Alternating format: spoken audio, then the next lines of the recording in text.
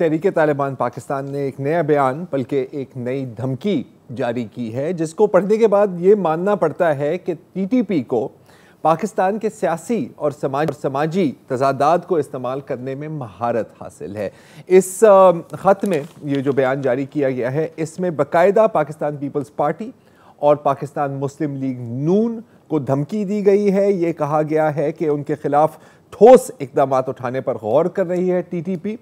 बिलावल भुट्टो, वज़ीर ख़ारजा बिलावल भुट्टो का नाम लेकर उनको लड़कर आया है। ये भी कहा है कि जी अभी तो वो कमसिन हैं, बेचारे हैं, और अल्फाज का चुनाव भी अहम है यहाँ पर, मैं बताऊंगा आपको क्यों। और वज़ीर आज़म शहबाज शरीफ का भी बाकायदा जिक्र किया गया है। ना सिर्फ ये बल्कि पाकिस्तान की जो मजहबी क़यादत है उनको भी मुखातिब किया गया है और कहा है कि जी आपके खिलाफ इक़दाम की लेने की कोई गुंजाइश नहीं है, मगर आप भी हमारे खिलाफ सरगर्मियों से परहेज करें।